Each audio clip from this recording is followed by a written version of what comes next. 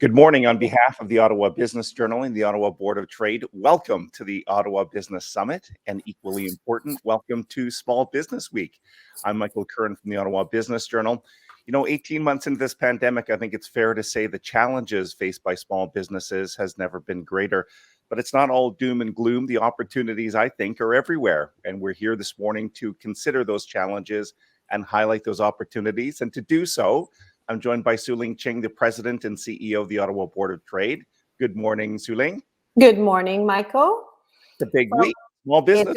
It's a big week, Small Business Week, and we're so happy to be hosting this virtual conference during this important week. Yes, I agree. This pandemic has really shone a light on how important small businesses are to our economy, to the culture of our communities.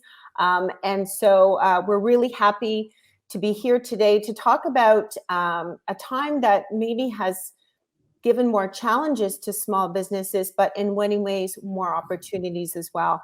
So we're excited to meet with some fantastic experts and business people to talk about that. And before, Su-Ling, we take a look at today's agenda, I wanted to focus a little bit on the Ottawa Board of Trade, because I think it's fair to say that literally in recent decades, the Ottawa Board of Trade has never been called upon to represent its members and the general business community more. So, 18 to 19 months into this pandemic, what are you thinking these days when it comes to small business? Well, I agree with you, Michael. I always used to say, you better hope nothing big ever happens and you don't have a strong voice of business in your community. Yep. And this has been a living experiment these last 20 months.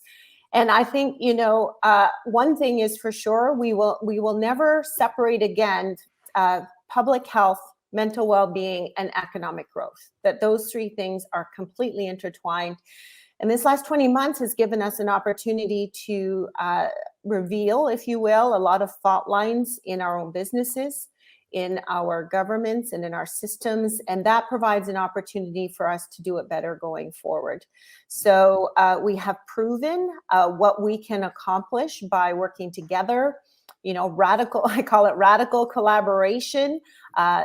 People have demonstrated their resiliency. We have demonstrated a great ability to innovate in order to solve problems. So I think that we use those lessons in order to commit to progress over perfection and tackle the big issues like the environment and equity, diversity, and inclusion, as we pursue economic growth moving forward. Those are some great thoughts, Su-Ling, to get us started. And of course, we've got a great show planned for everyone today. We're broadcasting across YouTube channel on both the OBJ side, the Board of Trade side. We're on Facebook, we're on Twitter, we're on LinkedIn on the OBJ side. So we've got a great show planned. We've divided things up into 3 sessions. First, and you're going to kick us off in about a couple minutes here. We're very pleased, very, very pleased to have Isabelle Hudon, the President and CEO of BDC. She will have a fireside chat with Su-Ling Ching. That's really exciting. Also, I'm looking forward to session 2. I'm playing a bigger role there when we're going to have a session called The Growth Secrets from the 40 Under 40. And we have 3 past recipients that will share some of those secrets. Each of them will focus on one specific idea. And in session 3, Su-Ling, you're back on screen. Yes, that's right. So I'm really excited to be meeting with the president of a local business, the Business Sherpa Group. And it's called Conversations with SMEs. And of course, they have a huge client base of SMEs. They're based in Ottawa, but of course, all over Canada and the United States. And we're going to talk about what they've seen in terms of trends in our community. Yeah, I always love that name, Business Sherpa Group. That's a great brand. And listen, before we move into our introductions of Isabelle Hudon, I want to recognize our event partners, which make today possible. So it's really important to have great partners behind us. And we have none other than BDC, which is organizing, of course, Small Business Week across Canada. Big thanks to them for what they're doing today and what they're doing across cities and communities across Canada. And our global event partner for 2021 is Oakwood Designers and Builders. So our sincere thanks to both of those partners for helping us with this virtual conference. So we've been talking about the introductions. Let's get down to business here. I'd like to introduce now the Vice President of Eastern and Northern Ontario at BDC, Kunle Tawid, to say a few words and introduce our keynote speaker. Please welcome Kunle Tawid. Hello, Kunle. Hi, Michael. Good morning. Good morning to you, sir. Well, thank you for having me this I morning. want to thank you for your leadership and everything that BDC is doing. Please go ahead, Kunle, and introduce Isabel for us. Thank you very much, Michael. Good morning. On behalf of BDC and our local teams, I'm truly delighted to welcome everyone this morning. We're very proud to be sponsoring today's event as part of this year's BDC Small Business Week. For more than 40 years, we've hosted Small Business Week, a week dedicated to celebrating the spirit of resiliency of Canadian entrepreneurs, celebrating you and everything that you do. A celebration that is more unique and important than ever this year. The past 18 months, as you all know, have been difficult, and it's clear the pandemic has accelerated long-term disruptions. From growing labor shortages and the rise of remote work to the expansion of digital business and increasingly frequent climate events, things won't ever fully go back to the way they were before. Still, there are opportunities that lie ahead of Canadian entrepreneurs. That is why this year's theme for Small Business Week is focused on seizing the opportunity to build the way forward. These are unprecedented times, to be sure, but they also offer an unprecedented opportunity for change.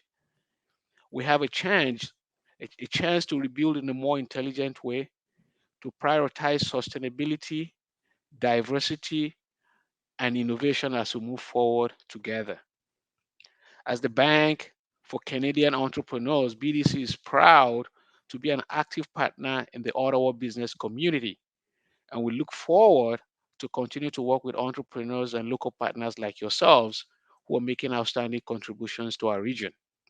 Now, I have the distinct pleasure to introduce Isabel Hudon, BDC's first woman president and CEO, something that we're really proud of at the BDC. Isabel brings a deep business background and a clear vision for an inclusive economy to support growth for Canadian entrepreneurs. She's a champion of diversity, gender equality, and the green economy, leading BDC's 2,500 person team to help Canadian entrepreneurs grow resilient, sustainable businesses.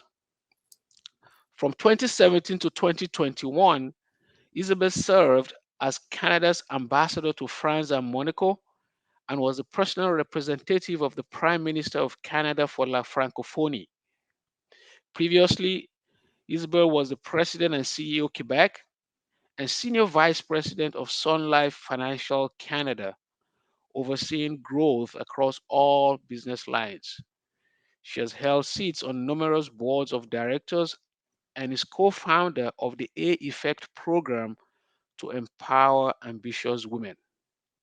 Please join me as we welcome Isabel Hudon, President and CEO of BDC, and Su Ling Ching, the President and CEO of the Ottawa Board of Trade, for their fireside chat this morning. Take it away, Su Ling. Thank you, Kunle. Thank you very much for being here. And to echo Michael's comments, we really appreciate your leadership in the Ottawa business community. Welcome, Isabel. Thank you for being here. I loved how he says the first woman president. Thank you. Thanks to my colleague Kunle. I'm a very proud leader of BDC. And yes, I'm the first woman. And yes, it's worth mentioning. And so I'm happy to be in this new leadership role, even if it was an exciting moment in Paris for 4 years.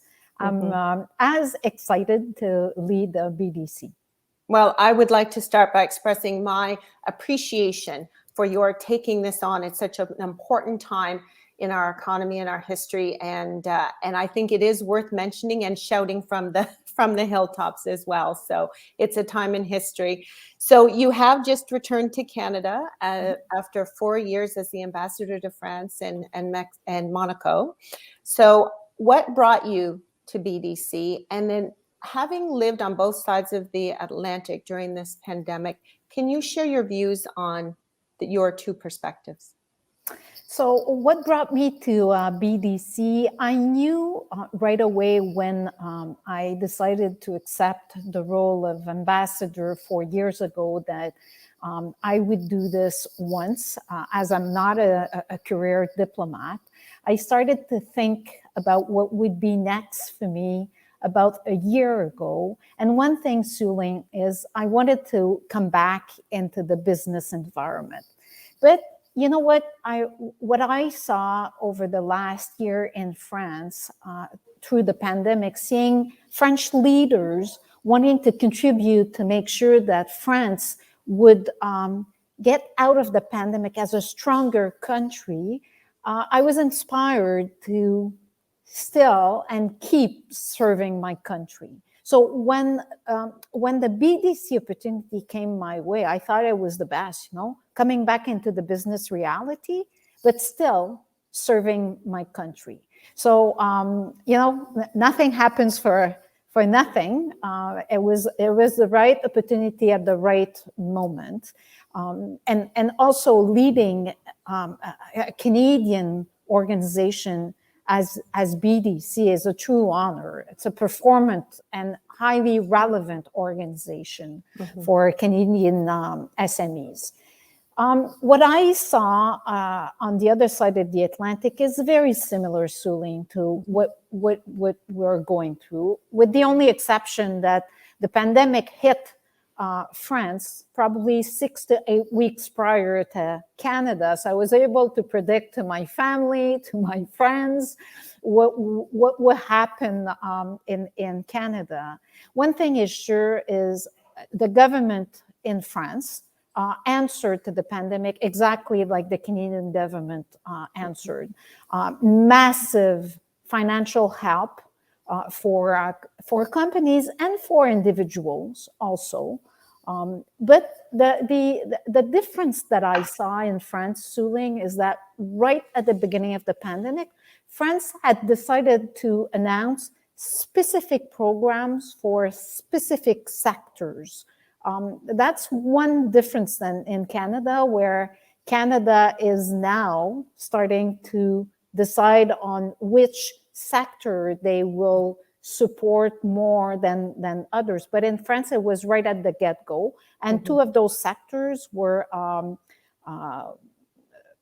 tourism and aviation. Okay, because they could see right away that those were going to be hardest hit. And it's more in their habits to pick few sectors, whereby in Canada we're a little bit less into that way of working, but aerospace and tourism, like tourism, Suling. Let's put numbers here in perspective. France has 70 million of population, so the double of Canada on a very smaller piece of land. And on a yearly basis, Suling, they do welcome 45 million to 50 million of tourism, and half of them visiting Paris. So when it all stopped, you can imagine how hard it was on the economy. Yeah, for sure. Yes. So during the pandemic, what were your aha moments? My aha moment was linked to my big anxiety. As much as we were very carefully managing and protecting our employees for their physical health, my main concern, Suling, and you've mentioned this right at the get-go, was the mental health of my employees. And I've deployed a lot of energy to create opportunities so that we stay connected even into the virtual world. And I had aha moments on how employees responded to this, welcomed also creative ways to stay connected. And it made me feel great as an employer, as a leader, and as a person, to see that we were able to create connection, and also that we were able to talk openly about mental health and how it is as important to take care of our physical health, but also mental health. I appreciate you saying that. Our chamber network in Ontario has just released a new mental wellness playbook for employers and for SMEs. And it's something that I'm sure as a business leader, you've always known, but now we are able to talk about it a little bit differently. And it's one of those opportunities that are coming out of this that we'll be able to take advantage of. I've got asked last week, Suling, like, what is one of the key learning out of the last 18 months? And again, communication, like 100%. how we needed to stay connected, and even in the unknown, and even not knowing all details and specific details, the importance to communicate with not only your loved ones, but your colleagues. Yes, absolutely. So we are still dealing with COVID, but many things have really changed since this time last year. And there's a feeling that nothing will be the same moving forward, that we have a new normal to embrace. What are the big changes of this new reality that we live in, and how are those impacting business owners? Well, I would say that the new rules around how we work, and it's the hybrid model between working from home and physical presence at the office. We were pretty good pre-pandemic to manage this. Everyone was coming at the office. Well, teleworking was a reality, but not that much sooner. We still had to deal with stigma around teleworking, where when you don't see your employees, you're not too sure that they will deliver performance. Well, the pandemic hit and made all the impossible possible, because we had no choice to reinvent ourselves. Then we became very good, Suli, at managing everyone in the virtual world. Well, it's not going to be easy. And it is not easy to manage the hybrid model right now. And we will have to develop new skills around managing employees, both in the virtual world and in physical presence at the office. So that's one of the challenge that will be, and that is in front of us, especially for SMEs, because technology will be a key and digital will be a key here to make sure that we connect everyone all together and all employees. The second, but probably the most important challenge, is labor and labor shortage. We're back over, I think that mid-September, we came back to pre-pandemic labor numbers, whereby we're at now, 5% of all Canadian without a job. So that is full employment from an economic perspective. So shortage of labor, and we've surveyed our members and our clients, and I should say more our clients. Members is more in your reality, but we've surveyed our clients at BDC, and it's the top challenge on all Smes entrepreneurs top of mind. So we'll have to figure out how to be creative and how to reorganize the work, and probably, again, Suling, bring more technology into our day-to-day operations. I appreciate you saying that, and I appreciate the report that you recently released on this very issue. It's the number one thing we're hearing, And it's important for us to understand what the underlying reasons are in order to develop our solutions. So we appreciate the research that you've done on that Well, front. Sure. I'm very impressed, Suling. When I joined the organization a few months ago, of course, I met my colleagues and dig into what we do good and very good. And one thing that I'm impressed is the depth of knowledge around reality of SMEs, and that because we are directly connected to entrepreneurs. And you know very well that entrepreneurs, they do give you and serve you the truth. And so it's quite impressive, the level of understanding that we have internally at BDC. And it's because we've decided a number of years ago to get connected on entrepreneurs' reality and to stay connected and to reach out and ask for their point of views. Even if we're able to see international trends and economic trends, there's nothing like being connected to the real world and on the ground and to feel, well, both the challenges, but also to get to better understand the opportunities. I agree with you 100%. And we're very fortunate that you have been so committed to doing that sort of work because, you know, throughout this last 18, 19 months, we have identified that, you know, we need relevant, timely data in order to make good decisions. And it's something that we don't have on all fronts. So we really appreciate that you've been committed to that all along, and we'll continue to use you as a resource for decision making for sure. Please do so. As you said right at the beginning of the event, it is through the pandemic, radical collaboration was a key. And you know what?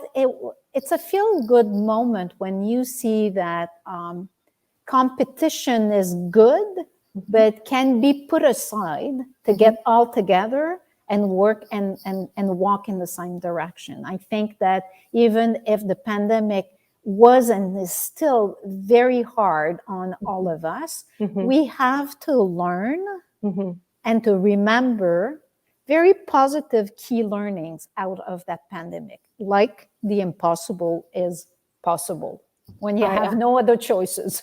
That's exactly right. And competition certainly is the mother of innovation, right, and growth. But we have to create a strong foundation and an environment in which businesses can do that. And that will be done through collaboration. Exactly. Right, for sure. So the themes for the 2021 BDC Small Business Week are innovation, inclusion, and sustainability. I love that. What makes those so important for Canadian businesses, especially given the disruption of this last year? Well, first of all, as I said, because everything stopped and that we had no choice and that it was around the globe, I say that the planet invited us to reinvent ourselves with no choice to join or not. Right. So climate became non-negotiable for everyone to realize that we need to move in a more ambitious way and to do more and faster on climate. And I do believe, Suling, that we will not see another opportunity with everyone being so ready to do radical changes in how we live. And I do think that it's our responsibility at BDC, and probably you will agree with me, and the same for your organization, it is our responsibility to be there and to help and to bring new products and to bring more help. And not only from a financial perspective, but better advice to Smes, to be there with them to go through the climate transition and to move faster into that corridor of doing things differently. So climate is top of mind, and there's that huge opportunity that we have to seize and make it real. Now, the other thing also is we have seen through the pandemic, Suling, that thinking differently is good. Yes. And bringing creative ideas to survive is key. Right. And I do believe that that's what inclusion brings. Having different people around the table to think about one challenges, but in a different manners, is the key here. We have to make sure that we bring different people around one problem and to dig into solutions. So diversity is one thing. Parity is a similar challenge, but a different challenge, because I say that parity is all about giving half of the population the same opportunities, the same chances, the same rights that and that half is woman, to give women the same as the other half of the planet, being men, have. Diversity is about giving a stronger voice, and a very strong voice and visibility to minorities. And both challenges are alike and similar, but different. But when we address both, that's when we can talk about inclusion and bringing all those people around the table to think about the future and not to repeat what did not work from the past. And that's another one of those foundational opportunities that we can look at other things from and grow from. I appreciate what you're saying about the issue of the environment. It's never been more topical, but and then this is the perfect opportunity. But the other thing is that because it is a crisis, it's almost our last opportunity, right, to get it right. And so I saw at the beginning of the pandemic something on social media that said, did the environment just send us all to our rooms for behaving badly? And it was a wake-up call.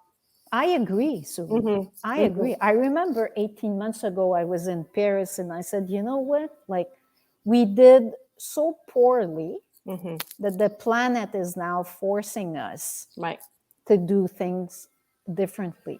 That's right. And we did not try hard enough. And we can realize right now, only after 12 months, how we think differently, how we invest differently, and how we want to do things differently. It's sad to see, but again, there's many opportunities in front of us, and let's grab those opportunities, and also let's grab the speed that is forced on us, and let's not fight against this. Right. Yes, because we are capable. Right. So you talk a lot about how we can move from crisis to opportunity, and that's fantastic. What can business owners do? Where do you see the biggest opportunities for them and the biggest challenges? Well, I think that one challenge that all companies and organizations have, small, medium, or large, is the digital reality. Even if labor shortage is one top priority for all organizations, we need to keep on investing in digital tools. There is no way that we will go back to the world before pandemic. And to stay connected with clients, to grow your clientele, to grow your company, and to also afford to stay connected with all your employees, there's massive investment in digital that needs to get done and to be done in Canada. And BDC will be there to support entrepreneurs that wish to do so. And we will be there not only with money, Suling, but also with advisory services where we will help our entrepreneurs to understand how they can do better and more with more digital tools, and both to get better at managing their employees and offering an employee experience, an extraordinary employee experience, to be able to deliver on an as extraordinary experience for clients. So I do think that it's one thing, and when we do compare Canada to other countries, with some other countries, we're not doing so bad. But when we compare to other countries, we lag a little bit on the number of dollars that we invest in digital. So I'm not here to put additional pressure on SMEs, but still, I do think that we need to do better on that front, and that we have the tools and the knowledge also to do that. When we look at different leaders, digital leaders that we're able to attract in Canada, I think that it should inspire us to do more on that front. I agree with you. And can I say, I know that you did a lot of work even pre-pandemic around the digital age and how we needed to bring businesses up to snuff so that we could compete in the global marketplace. And so that is another thing that has happened over this last 20 months, is that we have been able to scale some businesses in that way, but we need to continue to invest. And through the pandemic, I know that through you and the government that we have been able to support a lot of businesses. I just want to quickly mention, if I could, that we're really grateful. You had mentioned the financing and the advisory services. Right. We really appreciate the advisory services, because what we've seen through this pandemic is a lot of SMEs didn't have the technical expertise to do some of the things that they had to do in order to pivot, particularly as it related to workforce development, re-looking at their finances. And so that's an important service that I'd like to make sure everyone understands that you offer. Well, BDC, I'm not too sure that it's well understood across the country what BDC is doing and what we can do more and better for entrepreneurs. But BDC has a division called BDC Capital. That's the venture capital. Within services deployed to SMEs, we do financing and advisory services. Because we found out a few years ago, and many years ago, I should say, that financing is one thing, but without being there alongside to entrepreneurs and SMEs, the financing has not the same impact on the growth of the company that if we do both. And it's interesting because I saw a few numbers, Suling, that we compared companies that we supported through financing only and companies that we've supported both with financing and advisory services. And it's incredible how the growth of the company that we do support both with service, advisory and financing. So it's to say that we need to do a better job at promoting both financing and advisory, and also to offer an easy way in for the company. Maybe it does sound heavy. Maybe it does sound, well, we don't have time for that. So it's our job at BDC to create an easy experience to deliver our product and service. I agree. Thank you. Especially with the pace and scope of change that the small businesses are facing today. I'd like to go back to this idea of inclusion and diversity, if that's okay.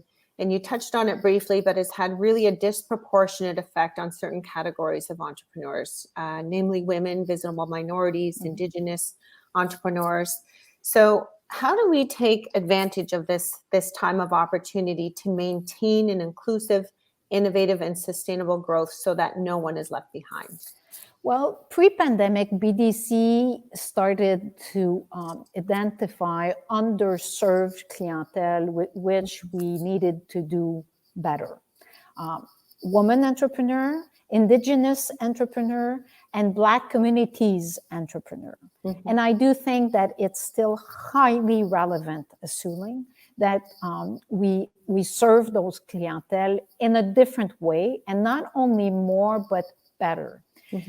Those clientele, they don't have the experience, expertise that the average clientele have in the business community.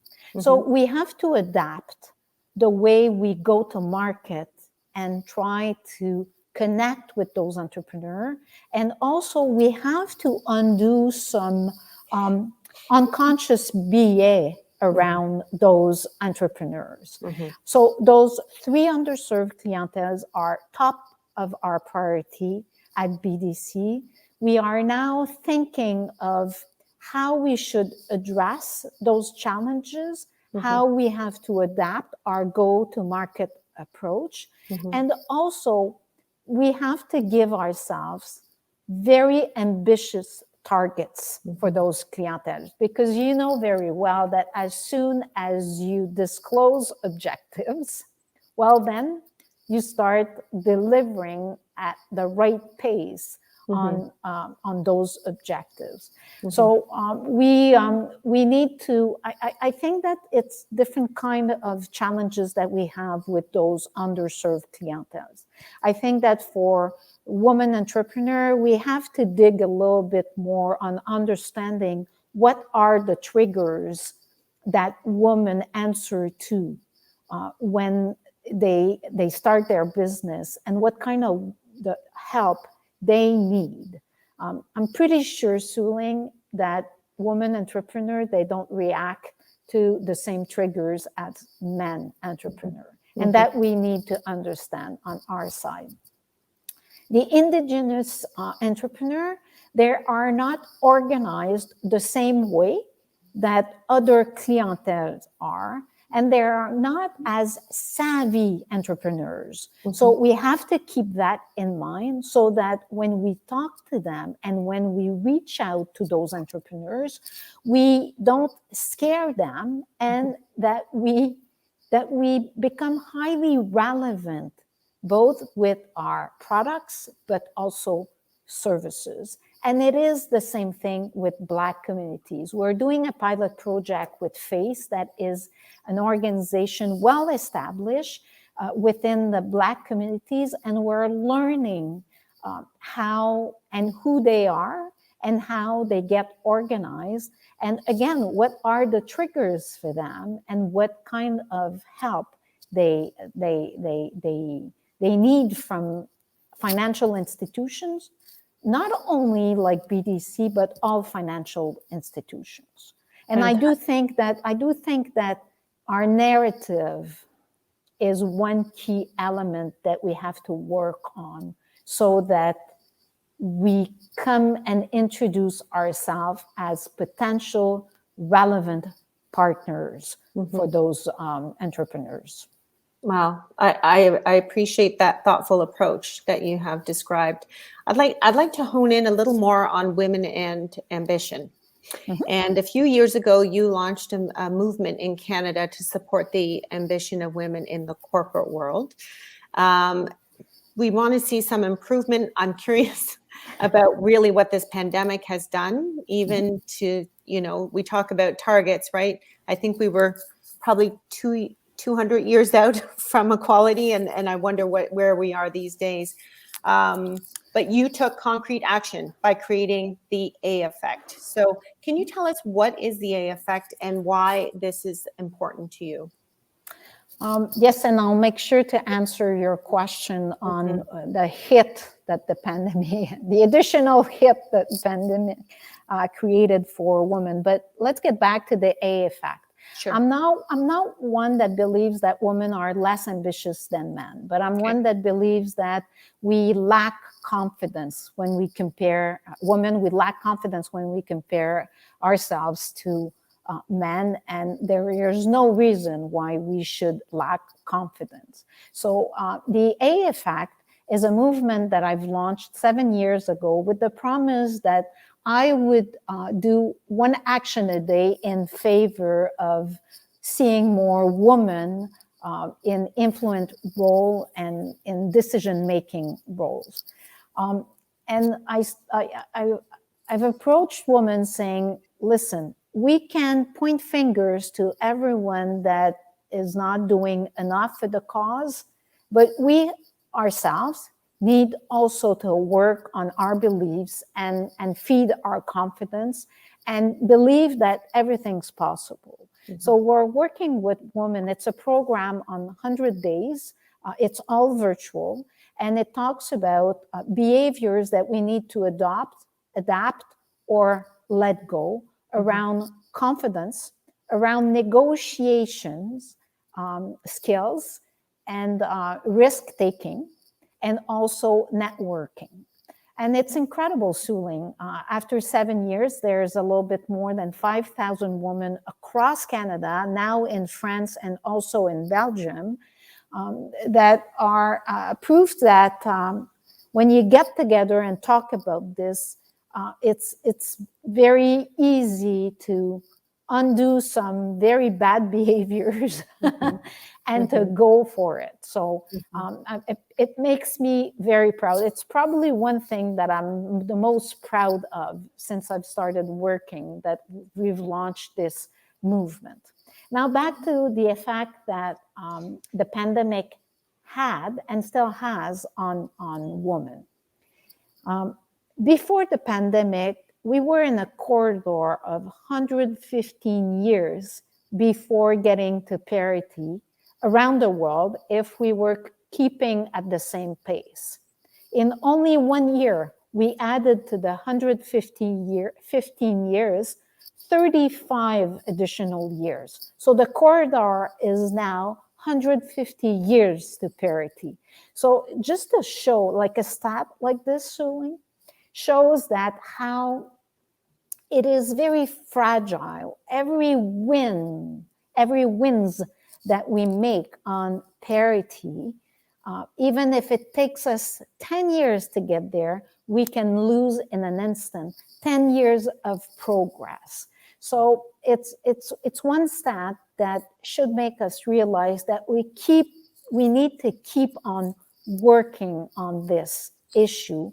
We need to keep the conversation being a highly public conversation, and we need to bring out there models for younger girls or women to relate to. Because one thing is sure, women are pretty good at replicating what we see. We're not that good at creating models that were never seen before. So we need the conversation to stay public, and we need to bring out there models and different kind of models that can testify and show to younger girls and women that it's highly possible to aspire to get to different positions, and that even if no one else did it before, that it is possible. Thank you. Thank you for sharing that.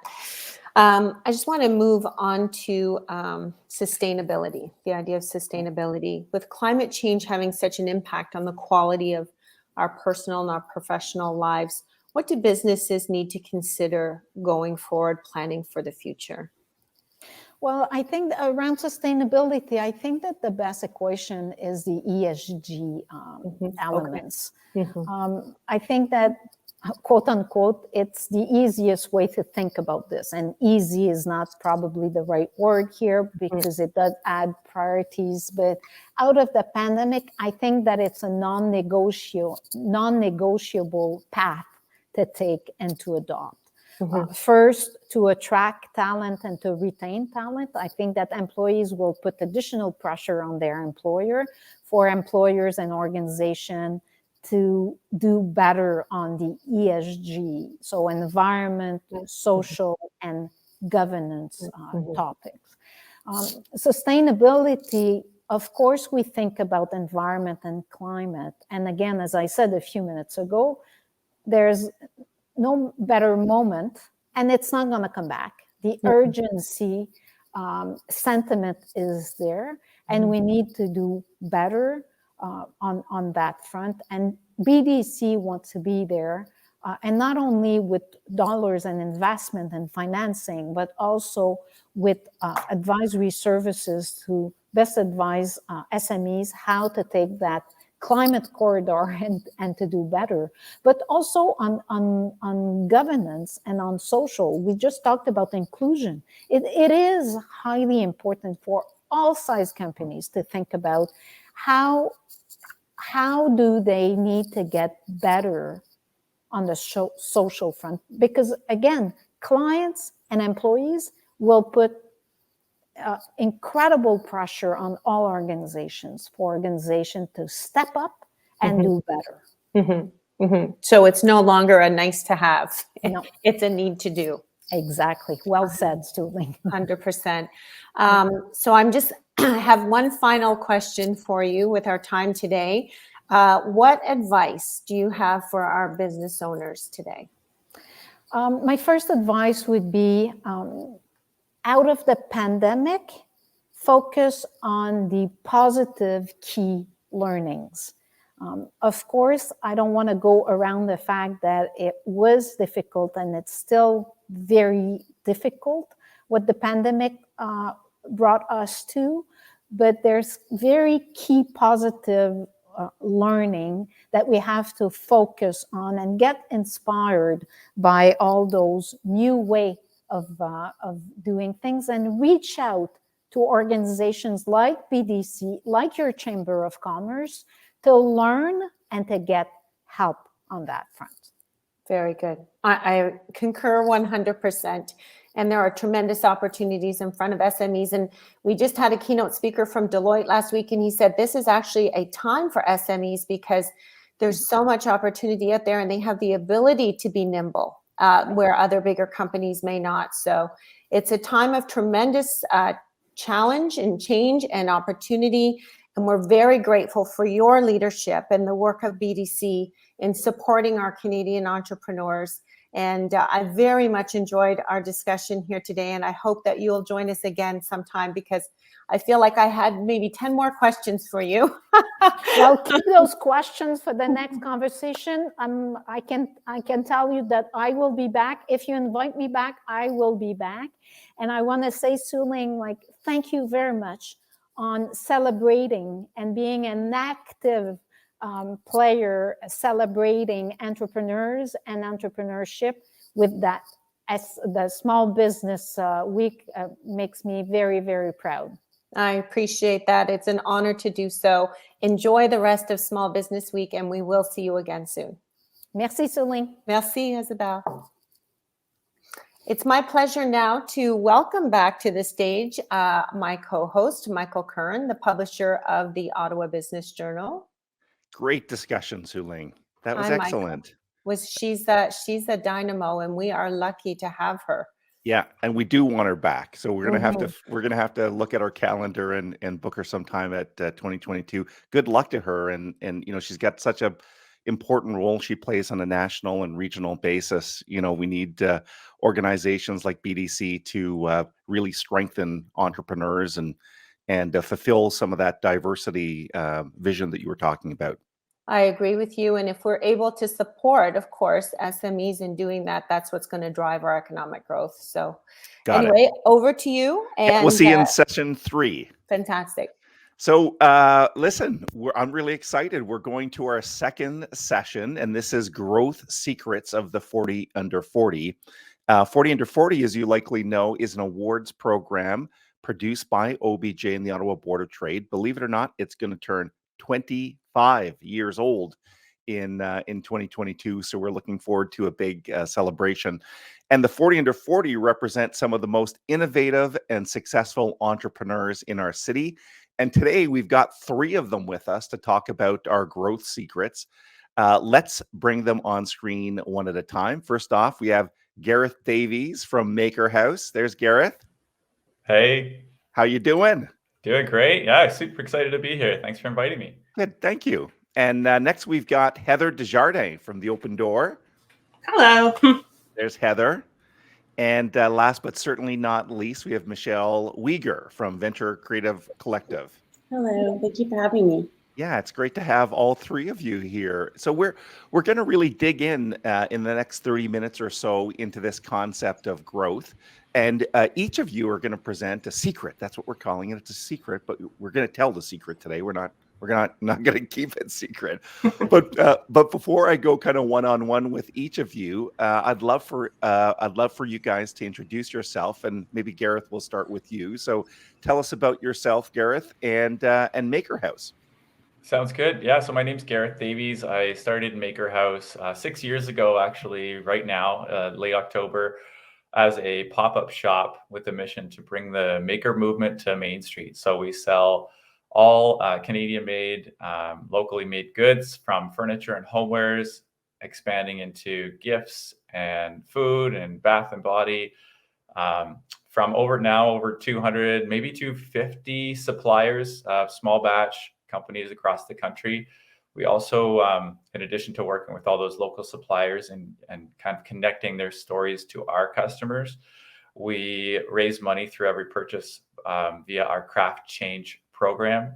So through that fund, 2% of our gross revenue goes to community organizations, and we're up over, I think, 130,000 that we've raised in 6 years. Very cool, Gareth. And just so people know, you're both in a bricks and mortar, as they say, location, and you're virtual as well. Is that correct? Yeah, so we've got the store in Hintonburg, in Ottawa, there at 987 Wellington Street, and we're online at makerhouse.com. And of course, we've been pivoting back and forth. We're pretty settled into the store again, about 80% of sales in store again. And for 7 months ending in July, it was 100% online, just following the roller coaster. And we'll move to, yeah, that's right. And we'll move to Heather in a second, but I just want to ask one other question. You were one of those examples of a retailer that had an online presence before the pandemic, right? Yeah, we launched the website a year and a half after opening that pop-up shop. So we had a few years of getting it up to speed, building that online foundation. It wasn't doing much. It was maybe 5% of our sales. And then overnight, of course, it was 100%. And we had to get the logistics of delivery and everything set up. So very cool. Well, good for you for having the foresight, Gareth, and looking forward to the future. And we're going to go to Heather now. But just to point out to the viewers and listeners, we have three intentionally very different types of businesses. So we're hoping you can relate to one of them. So Gareth certainly is in the retail and online commerce. And Heather, let's move to you now. Tell us about yourself, Heather, and Open Door. Yes, so I my background is in education as a teacher, and moved into the area of special education. I saw a huge need in that field, so I actually ended up leaving my job and starting the Open Door Educational Services. So we offer services for families and students with known or suspected learning disabilities like dyslexia. And our services include specialized one-on-one tutoring, small group programming, assessments, and other related services to help this community. How has it been during the pandemic for you? I was asking Gareth those questions. Schools kind of went virtual. Is that what you did as well, Heather? Yes, we fortunately already had set up for the online option where we could do the live online tutoring, just so that we could help students who were outside of the Ottawa area if they came to us. And we did have to scramble in a big hurry, though, to get all of our teachers and all of our students up and running online instead of the 5% or so that we had online beforehand. But fortunately, we were able to make that shift and get everyone up and running and continuing to get that help. And what was that experience like? I'll leave the users aside, although they're key in your business. Just from your perspective, was it an easy transition to make? Could you still have groups of people and do effective teaching, Heather, in an online environment? Yeah, I would say that it wasn't an easy shift. We had such a wide variety of demographics, from some of our tutors, some of them being not very tech savvy, and so needing a lot of additional help to figure out how to get online and teach effectively. And we had to change our strategies, ways to engage the students if they have attention issues, then really needing to come up with new strategies for that as well. So it was quite a learning curve, but fortunately we were able to do all of those adjustments and be able to carry on. And I'll go to Michelle in a minute, but just one other thing that's intriguing me, I'm being so curious about all your businesses here.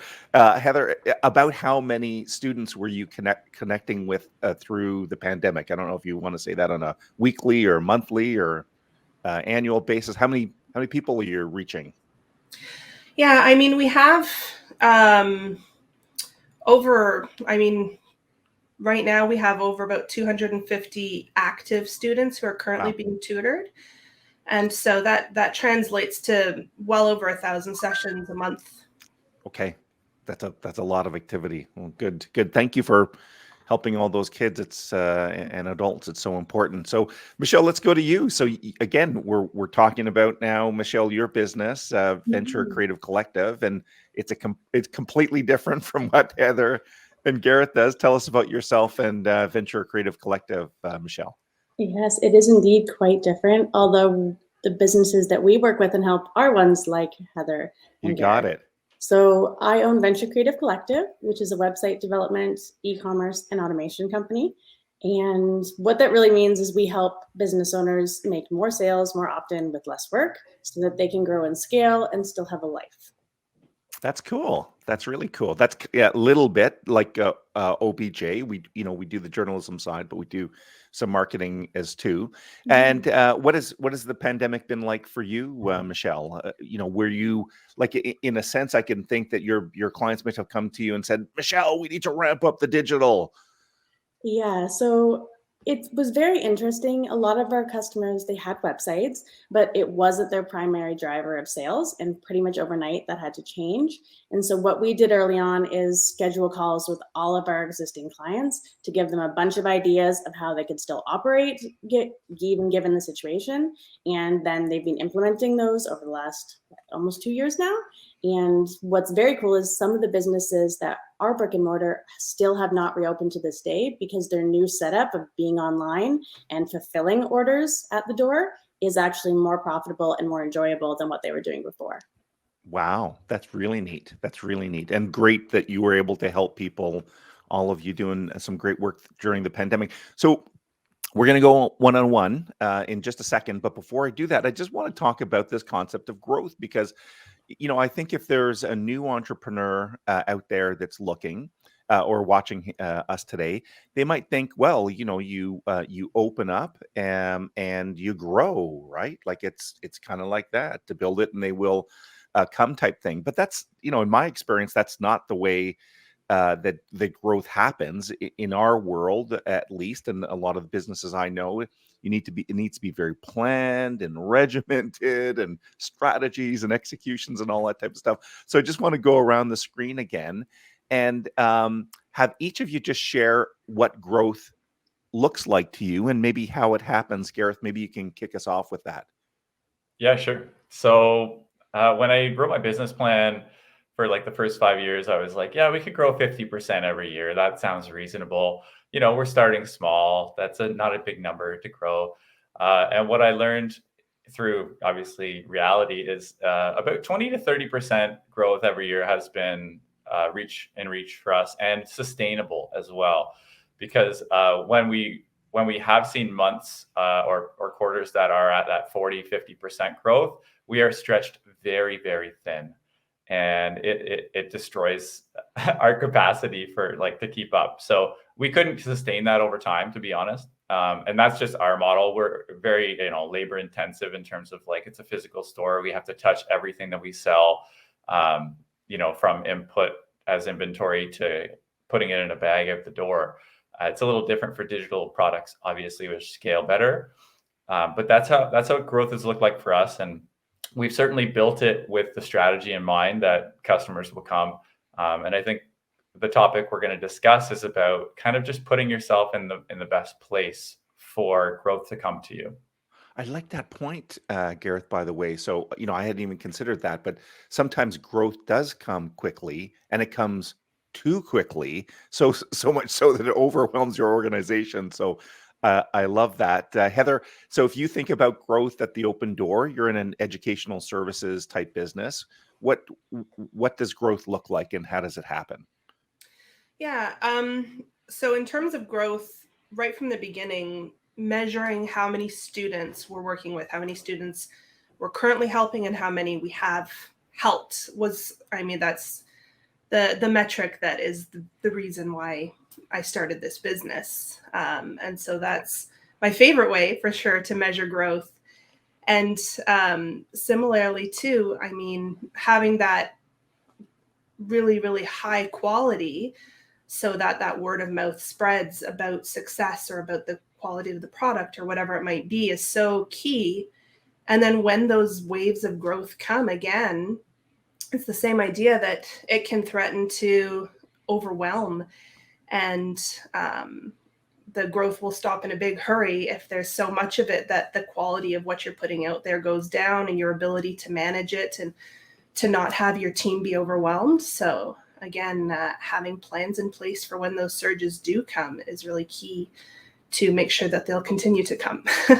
Again, very interesting, and that's a little bit. We'll tease your secret, but that's a little bit related to your secret. And finally, Michelle, we'll go to the 1v1, starting with Gareth here in a second. But Michelle, I want to give you an opportunity to weigh in on this. So again, what does growth look like for Venture Creative Collective? For us, I've always followed the mantra that if you do great work, people are going to talk about you, and then you're going to grow. But similarly, if you get overwhelmed and you can't deliver well, especially in this type of digital services that we do, you're affecting people's livelihood and their business. If a site's supposed to be launched on a specific date and you can't make it because you're overwhelmed, that's a problem. So our focus has been very much on predicting the growth and ensuring that we don't get too excited. Even if I could sell more in a month, if I don't have the capacity on my team to do the work really well, then that person will just have to sign up for next month. And that can be a bit hard because as an entrepreneur, it's exciting, right? If someone says, yes, I want to buy your thing, I want to buy it now, who doesn't want to say yes? But that's been a big factor for us in ensuring that we're growing sustainably and that the work we do is good and that people are saying positive things about us. And it's a common thread then. This must be why you're 40 under 40, because what I'm sensing is everyone has the ability to grow pretty organically. And a big part of your concern is, okay, I've got a new client. Can I deliver and make them like super impressed? So let's go into our secrets now. And we're going to get Gareth first. So Gareth, you're going to talk to us about something it's pretty theoretical, but I like it. It's very intriguing to me. It's convergence and how convergence might help unlock new markets. I think there might be a book in there for you, by the way. But go ahead, Gareth, and tell us about your first secret. Yeah, sounds good. And I think there's a slide that'll probably pop up that relates to this. But when I think about growth, I think about change. So growth is basically trying to tap into the change that's already happening in the world, and trying to land on your ledger on the good side of that change, which just happens with time, right? Things change in the world. So convergence is all about how different trends will intersect over time. And for me, this probably the light bulb started going off in university when I was studying philosophy, and there's a dialectic view of history from a philosopher named Hegel, who some people might be familiar with. So I recommend, if you want the background on this, Google Hegel's dialectic view of history, because there's lots of seeds of convergence over the passage of time. But from a practical standpoint, it can be very small. It can be very tactical, like let's make our business on the cloud now. So let's use Google Drive instead of offline documents. That's a very small convergence of like cloud-based technology with business administration. Or it can be really big. It could be let's in our case take this maker movement, this retail movement, and converge it with, we're doing a lot of corporate gifts now. So group gifts, staff gifts, client gifts. And that's a convergence of markets that companies are now looking local too. It's not just retailers who are shopping on Etsy or looking at craft fairs and now finding stores like us. It's also bigger event gifts and corporate gift markets. So it's kind of endless. And you could look at your specific business and say, Here's some tactics that we want to, upgrade by bringing in new technology. Or you could look at the big picture strategy pieces and look at like revenue streams essentially in new markets that might line up with your own trajectory, because a big part of this is being ready for that convergence of markets. And you might decide we want to be the early adopter, we want to be first mover in the market. You got to be ready, before the market gets there. You might decide like we're too young to be the first mover. We want to, work on our product or service and watch the market evolve. In that case, set your target and say, we're going to be there 2 years after the first mover. And here's what we expect to happen before then. And here's what we're going to do to be ready for that. So looking for the intersection of these trends, trying to be ready for them, and put your company in the best position when it comes to capacity. In our case, that would be having enough space, having enough staff, having enough inventory, and having our marketing communications messaging aligned with that. And so in the case of Maker House, I think you are such a great example of this, the maker movement, furniture, retail, social enterprise there, as you've mentioned. How did you spot the trends? How did you go, wait a second, there's these big macro forces floating out there in the economy and they're going to converge? How did you spot that? It's a good question. I guess I took my sweet time getting into launching a business. I worked in other professional fields for 10, 15 years out of school, maybe about 10 years. And so I worked in small companies. I worked in sales and advertising. And then I worked in big companies like Bell Media, TSN. So I got a taste of how business runs. First of all, I mean, that's just a foundational element. I recommend to any entrepreneurs, like work for somebody else and learn lessons working for somebody else. But in my research phase, which was obviously done, outside of work over that 5-10 year stretch before the company launched, and it slowly honed in on. Originally, I just wanted to have a furniture store, and I wanted to get in on that trend of reclaimed wood, solid wood, bringing back quality, locally made furniture. And then I became a big fan of the craft shows and Etsy, which is like, the best website for finding locally made goods. So I realized that that was trending. We moved to Ottawa from Toronto, my wife and I, in 2013 from Toronto, where we were seeing the furniture market there. We didn't see the craft market as much beyond like the really big shows, like the One of a Kind show. But in Ottawa, we have a maker epicenter here. So there's tons of industrious makers here doing side hustles, starting up small batch businesses. I think it relates to the government, the foundation of stability here.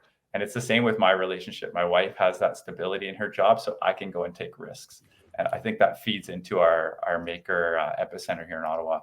So I realized as well, researching other stores that sell furniture, I'm like, they don't seem to sell small items, even for your home, like candles and stuff like that.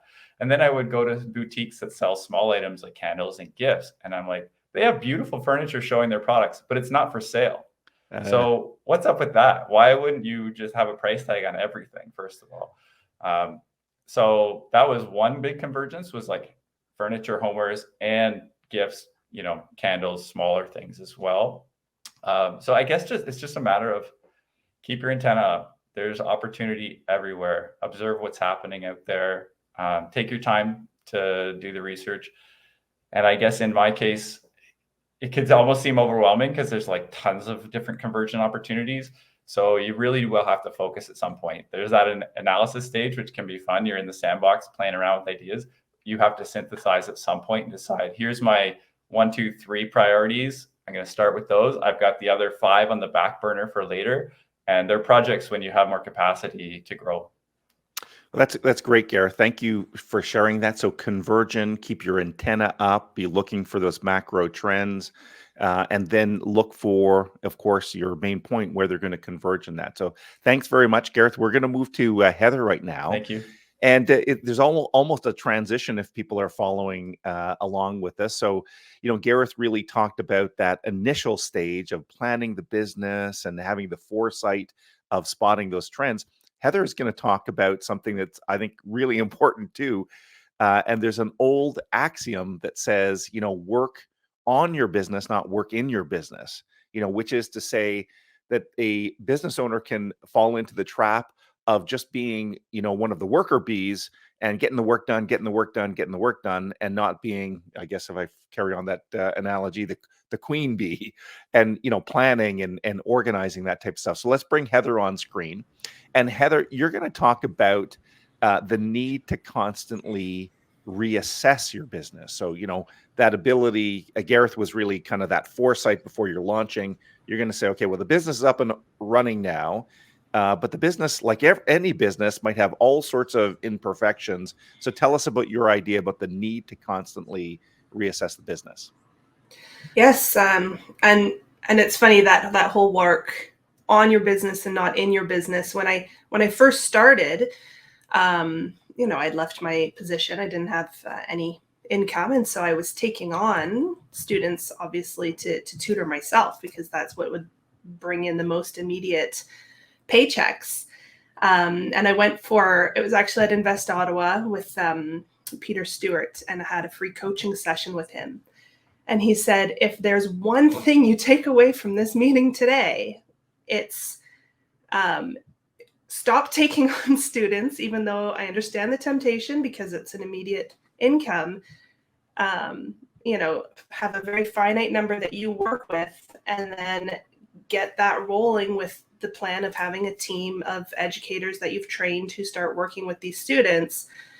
And the way he put it, which made it so clear, is he said, you're going to hit that ceiling so quickly and be limited in how many students you're going to be able to help if you continue working with so many of the students. Whereas if you pull back from that and focus instead on working on the business and overseeing and seeing what's happening and adjusting, he said, then there is no ceiling and you can just continue to grow forever. And so that was a huge and very helpful thing that he drove home very early on. And so I have absolutely every single step taken that to heart. So when I'm, as we're growing and as the business grows, it's just constantly checking in with the team members. How are you doing? How's your workload? Has this position started to grow too big for one person? What is bugging you about your role? Is there something that's getting kind of cumbersome or, too many steps? It's not making sense anymore. And there's some different examples on here that I have. Every step of the way, you need to be looking at, is this working now? And just as importantly, is this going to still be working when we reach the next sort of threshold of growth? And you certainly get to that point with your business where you feel like, we've got it. Everything is running like clockwork. It's a well-oiled machine. We've reached that point of perfection with all of our systems.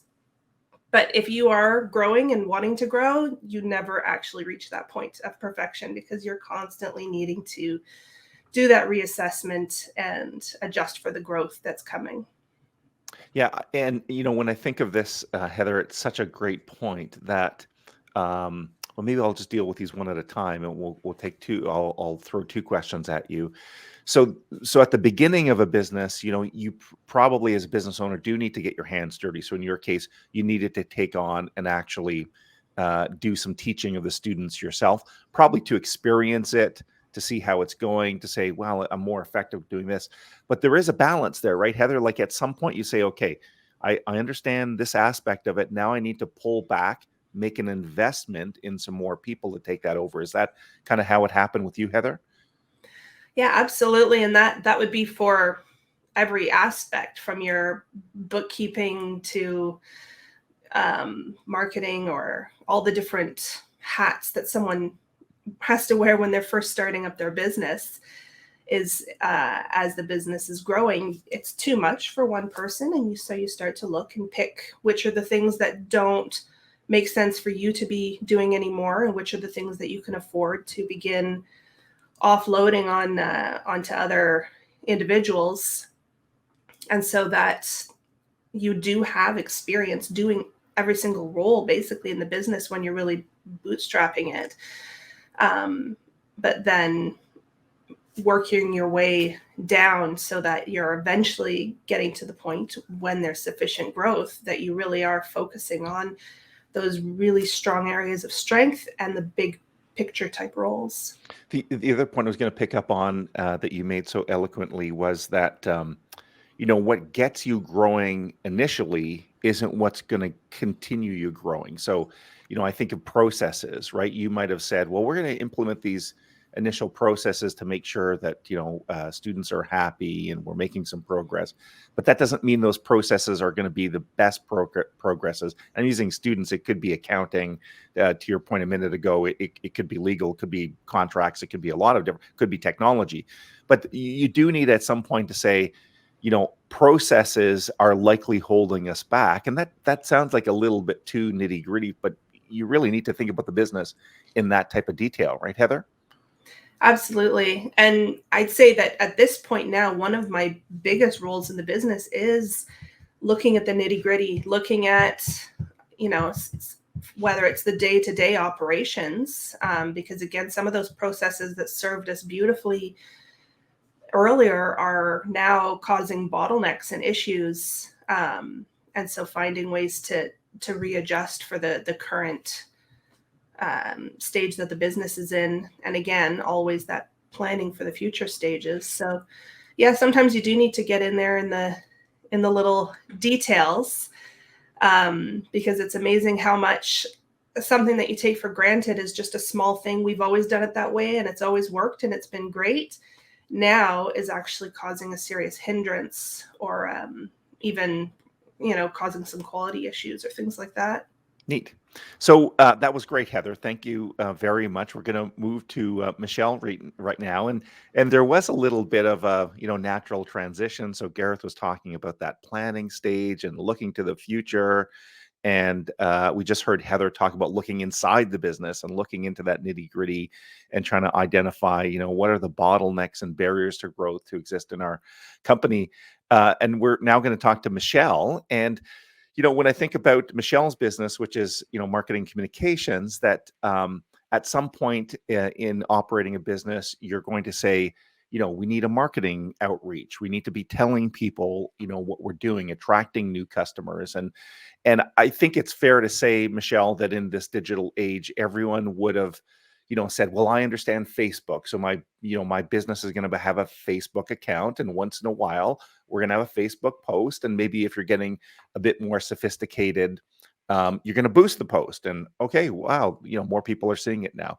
But there's a lot more to digital marketing. Michelle, you live and breathe this. So you're going to talk to us for the next few minutes about kind of how to take a step beyond that kind of simple, let's do a Facebook post or let's boost it for $10. So take it away, Michelle.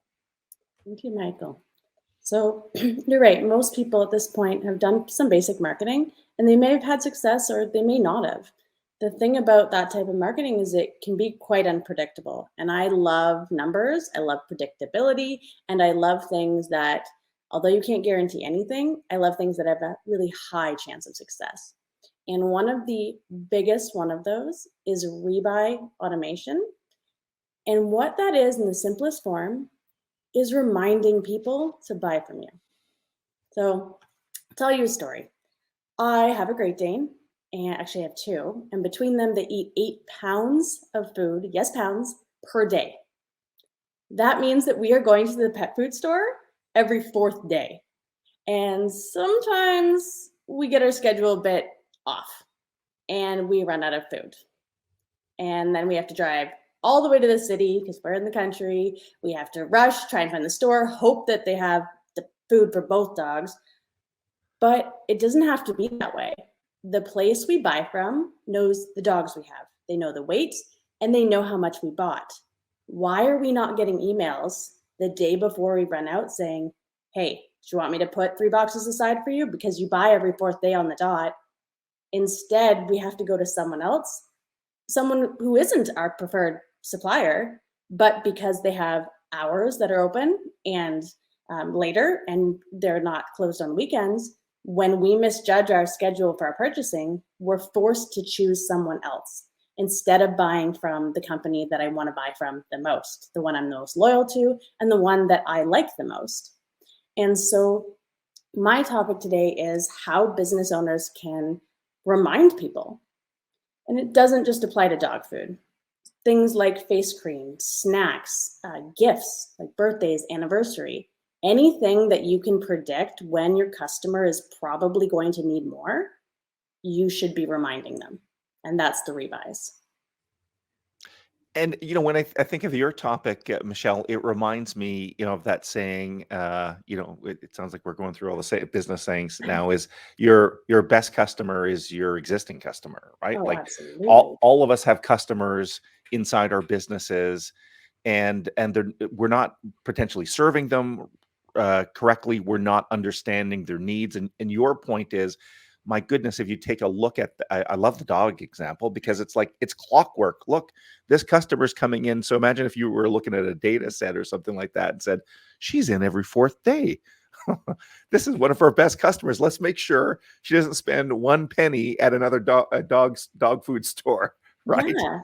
And for me, like, these are not small purchases. So every time I don't buy there, they're losing, probably, hundreds and hundreds of dollars over the year, if not at least 1,000, because Wow.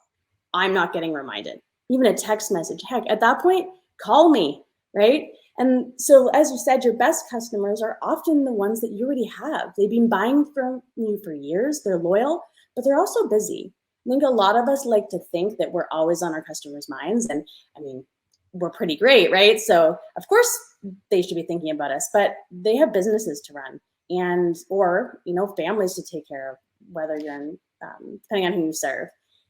So sending those type of reminders, I have never gotten someone who said, "Why are you bugging me?" If anything, if they're not interested, not ready, they'll just say that, "Oh, it'll be about a month and I'll get back to you." Great. And if in a month, in a couple days, they don't get back to us, well, then you remind them again.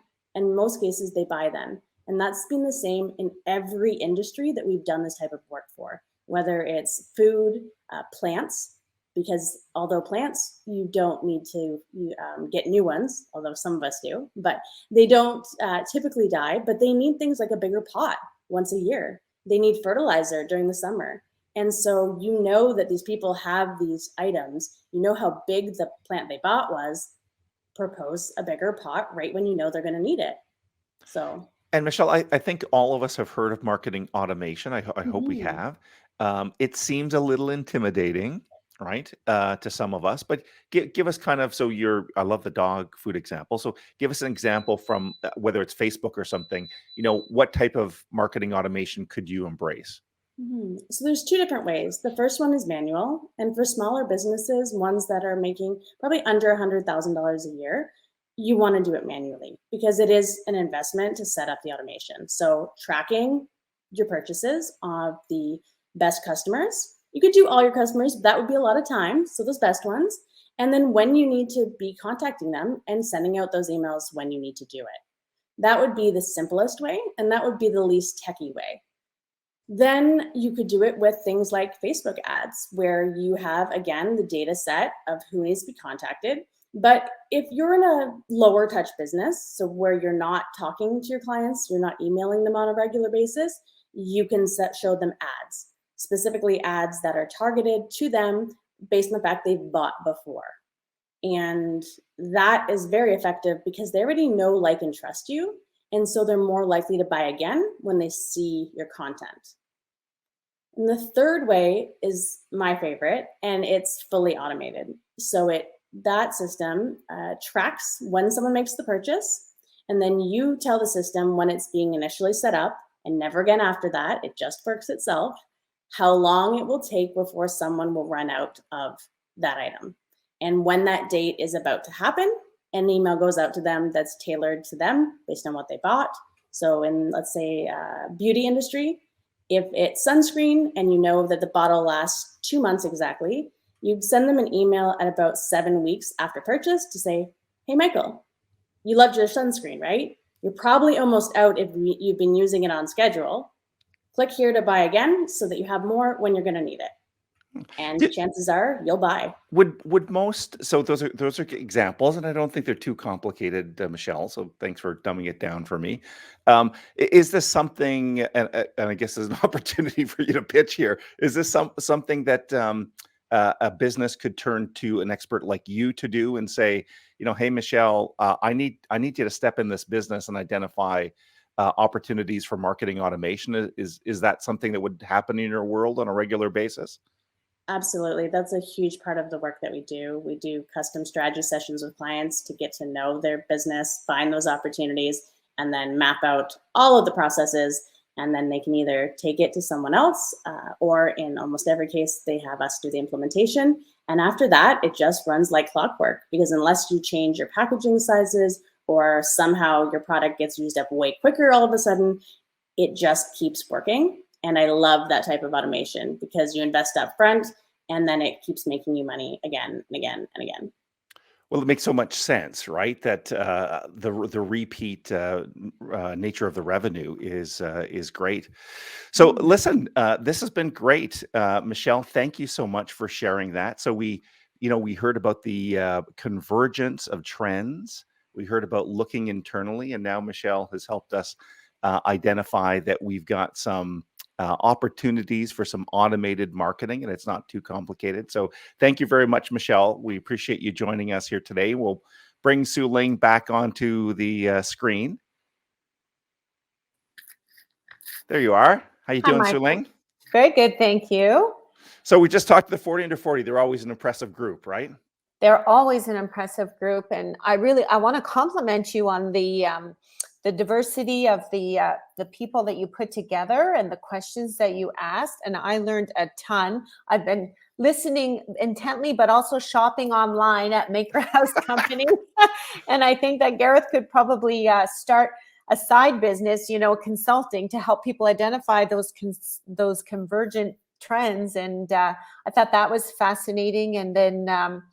And then Heather's story is amazing as well. My daughter is a non-traditional learner, and so I can fully appreciate how the parents of her students are probably so grateful that she's decided to take this entrepreneurship journey. And she mentioned Peter Stewart, and that was heartwarming, as a business coach, because he's an icon in our Ottawa business community. And we got to see firsthand today what his legacy is by helping Heather create such a successful business. And we know that digital marketing and digitization is probably the biggest trend coming out of this pandemic. And so that was a lot of new information that I heard from Michelle today. I'm going to have to go back and rewatch some of those tips that were so valuable. So congratulations on a great panel, Michael. Fantastic. Good. And I think, to your point, digital marketing has really come to the forefront, right? Mm-hmm. As public health forced stores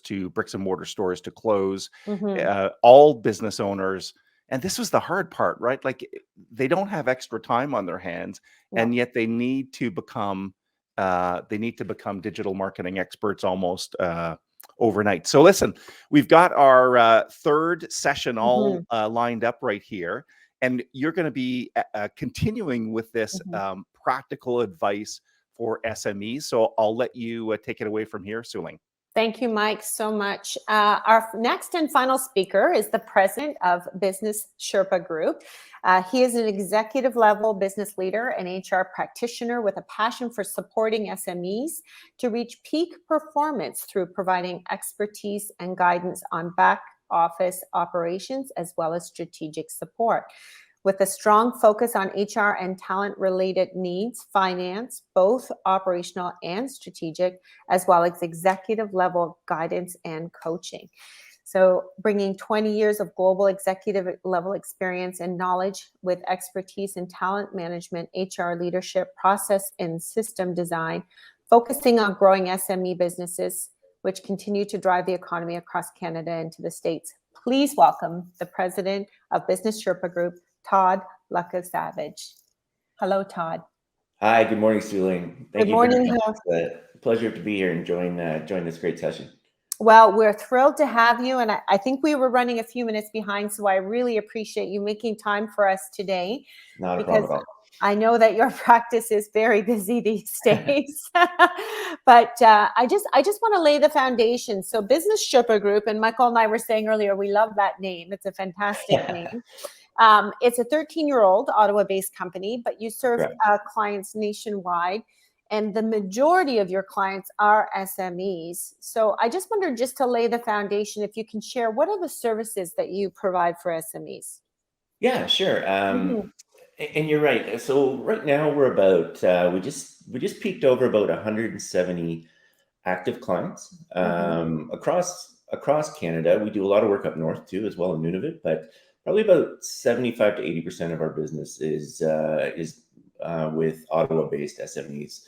So when I look at our client base, probably about 90% of our clients are under 50 people, under 50 employees. So we really focus all of our solutions and services to the SME market with the intent of really, providing those back office corporate functions to really help them reach peak performance and scale as a business, if that's the intent, or otherwise just, support them in finding efficiencies and growth.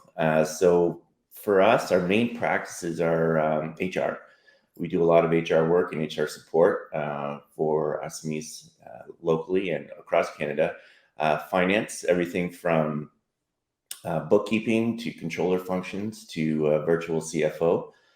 We do managed recruitment as well, which is not agency recruitment. It's really a called an RPO, recruitment process outsourcing for small, mid-sized enterprise.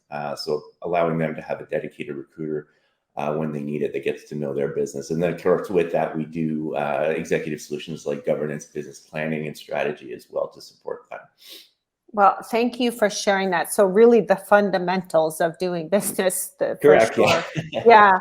And and that's why we're so excited to have you here today, because you have such a broad client base. And I was just curious, what observations have you made with this SME client group over the last 19, 20 months compared to, say, pre-pandemic? What is different now, or what stayed the same? Yeah, I mean, I think the big thing over the last 20 months, if we reflect on, what our clients have gone through, it's pure learning. I don't think any of our SME clients, including ourselves for that matter, had a pandemic recovery plan, in the books or in their policies. So it was a lot of learning, and I think what really changed, what was interesting. I mean, we're really fortunate. Probably, again, 70% at least of our business was already virtual support and solutions. But then you always had that, 25 to 30% of clients that said, no, like, we're special, we're different, we need, on-site support. And, then lo and behold, the pandemic hits, followed by a lockdown, and it's not an option. So, it was quick for us because of the nature of our business to move those clients onto, support using digitization and automation in all of our practices for that matter. And it was amazing, the learning, I think, that the clients got out of that. And, and it's not only about efficiencies and process automation and being able to work remote. I think for them, it was a lot around, the quality, right? The quality of the data, the quality of the reporting, and therefore the quality of the decision making. All from, oftentimes they had to do from, their bedroom or basement now, and under these new conditions. So, that was interesting, and I mean, it's continued, right? I think, and I'm sure we hear a lot about it, and rightfully so, with the Ottawa Board of Trade. The digitization automation piece has been huge, and I think a huge benefit, actually. The days of, shoebox accounting and bookkeeping, have really gone by the wayside with respect to, requiring the level of data and decision making that you need to have. I think the other thing, just from an HR standpoint, HR support for SMEs was very interesting over the last 20 months. I mean, we saw the panic when COVID started around, we need policy for COVID, we need policy for remote, we need policy for all this, and it was all new to everybody, right? And then what made us a bit not so much nervous, but what we found is there was almost a bit of a dip in Smes paying attention to HR support and service, almost out of sight, out of mind. Particularly with respect to things like performance management, compensation, learning and development, which are key, right, to ensuring your already now remote employees are engaged.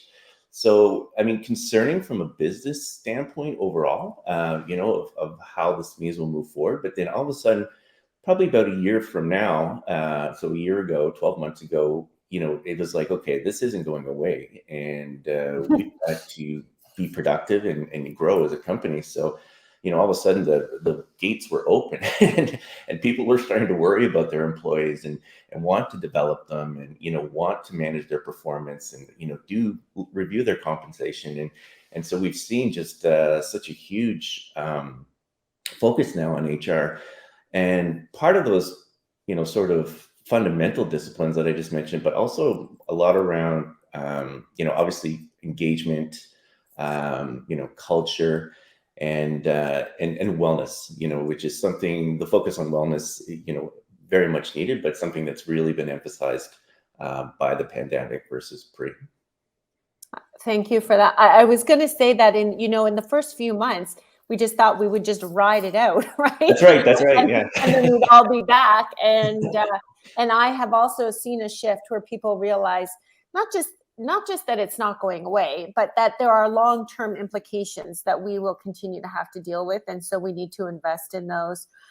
And I really appreciate you talking about, people or SMEs thinking about how they're going to engage employees, but also their wellness. And I mentioned it earlier, but, we also feel as though there has to be a strong investment on behalf of all businesses around wellness because aside from it being the right thing to do, it's a bottom line issue, right? And and so we need to create spaces for our greatest asset to be healthy and productive.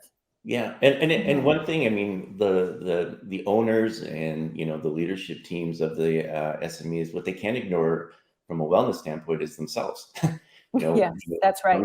They're trying obviously hard to grow their business and maintain their business and engage their employees, but they have their own struggles as well in dealing with this whatever this new normal is. So right. There's a lot more coaching and support there as well. Yeah, self-care, right, for sure. Yeah. That idea you can't give from a well, it's dry, No, right? exactly. So now we are,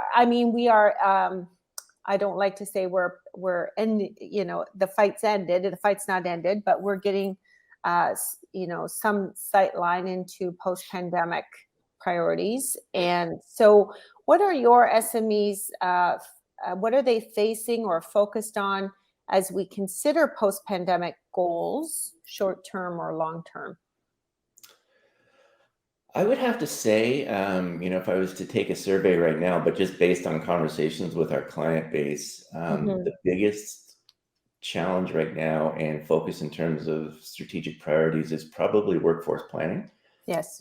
Specific to attraction and retention. So not just the recruiting, it's, making sure that they can keep and maintain the talent they have, because it's a different market, right? And we're all talking about supply chain issues, with products, but we've got a huge supply chain issue with talent as well, and it's it's global. It's not limited to Ottawa, of course. So I think that's probably most top of mind when I pick up the phone and talk to our SME clients. That seems to be sort of the first, oh my gosh, Todd, we can't find anybody. And it's across the board. I mean, everything from, when I look at manufacturing clients or finance services clients,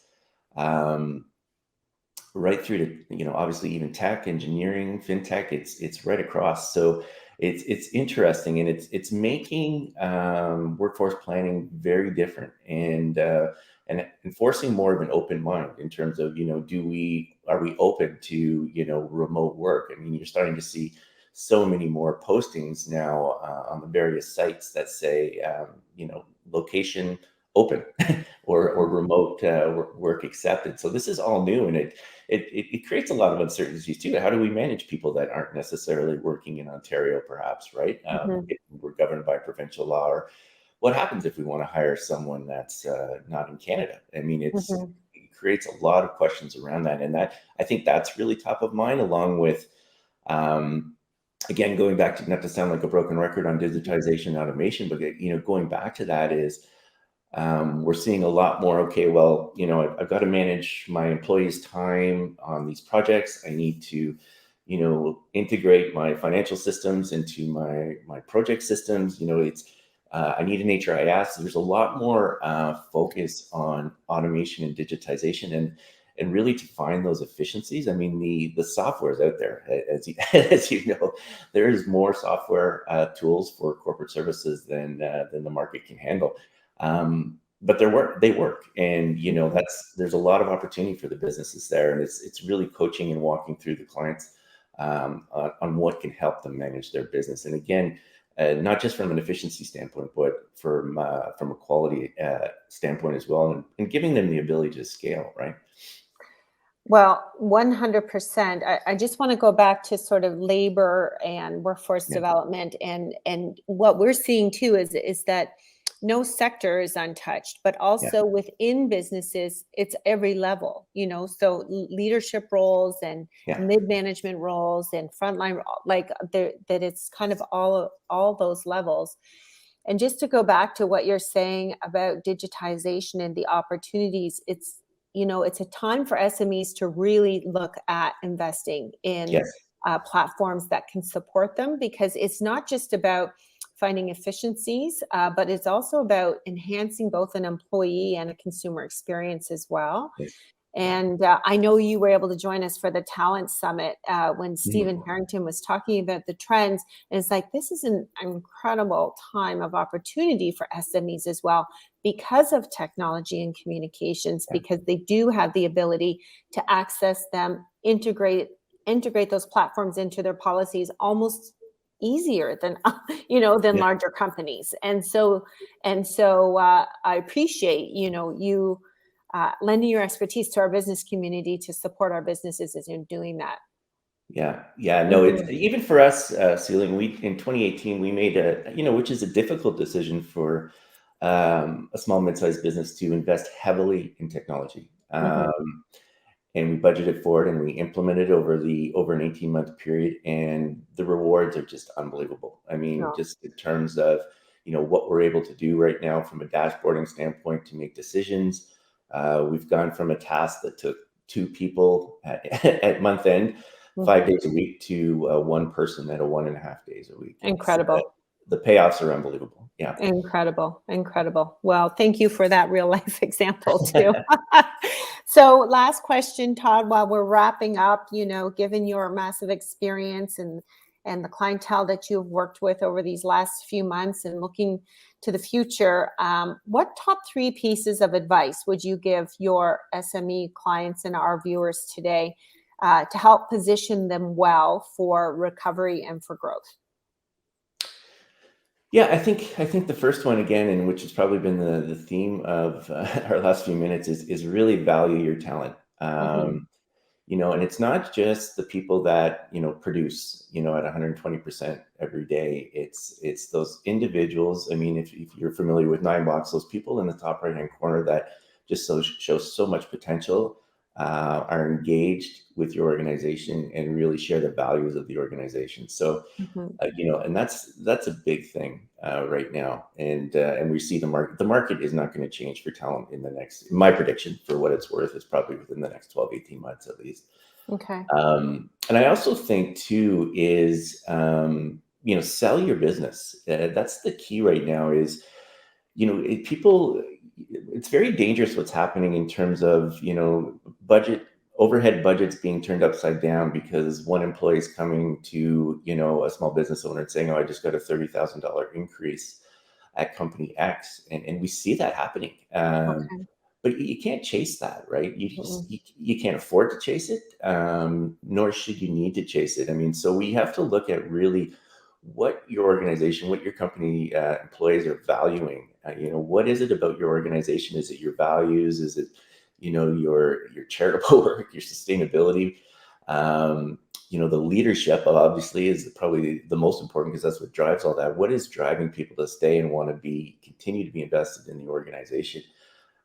Because if 5 people come to you with $20,000 demands, there's nothing you can do. You have to nip it in the bud before that. And so selling the organization, we're seeing that too. I think there was an article in the New York Times last weekend just about, CEOs are the most powerful recruiter for SMEs. Employees want to know from the CEO, from the leadership, what it is, or from the owner, what it is, but is special about working with this organization, and why should I go there, and what's going to make me want to invest in it. So that's important too. And I think the other thing would really be, not to spend a lot of time trying to find normal, right? It's focus on your business, focus on productivity, focus on scaling, because no one knows what normal is right now in business. There's so many different definitions of hybrid and flexible policy and, remote hiring and so on and so forth. And, how should I treat my employees? Just really find what is working, taking a pulse on your employees to make sure they're engaged and really want to be a part of the organization and the growth that, you want to bring them with you on. And, focus on that, because we do find some of our clients are, well, we want to get back to normal. We don't know what that is. So, don't invest weeks of meetings in trying to figure that out. So. Right. Yeah. Embrace ambiguity. That's right. Yeah. It's an evolving situation. And that is true, not just of SMEs, but, we meet with nationals and local CEOs of larger companies, and they're in the same position where they're trying to figure out how to capture, but it's really just a process and many conversations right now, and being willing not to be over-invested in any one version, right? Yeah. And I appreciate what you were saying about, selling your company and what you have to offer. And I think it was really aligned with even your first part about making sure that there's aligned values. So you need to look for a value proposition from your employees, because everybody works differently, right? And everybody has different things to offer, but the values is a big part of it. And then conversely, that's what your employees are looking for as well. Correct. Yes. Yeah. Very good. Well, I appreciate that very concise advice and the insights that you've brought to our conversation today, and for investing some time with us. And again, congratulations to the success of Business Sherpa Group under your leadership, and also for how you're helping businesses take it to the next level. Oh, it was my pleasure. Enjoyed doing it. And we'll see you again soon. For sure. Thanks, Celine. Very good. Thank you, Todd. Bye now. Well, on behalf of the Ottawa Board of Trade and the Ottawa Business Journal, thank you for joining us. We hope that you took away some great insights. I know that I did for sure. We're so grateful to all of our presenters today for sharing their thoughts and insights. And we really want to say thank you to those that make these events possible, which are our sponsors. And today that is the BDC, the Business Development Bank of Canada, which is organizing Small Business Week across Canada. And of course, our global event partner for 2021, Oakwood Designers and Builders. In terms of a few housekeeping matters, please be sure to visit ottawabot.ca for more information on our virtual events in 2021, including one of our favorite events of the year, which is our Best Ottawa Business Awards, which you can catch on Rogers 22 and YouTube Live on Thursday, November the 25th. Thank you again for joining us today. I hope that you are well and safe. Please support local where possible, and we'll see you again very soon.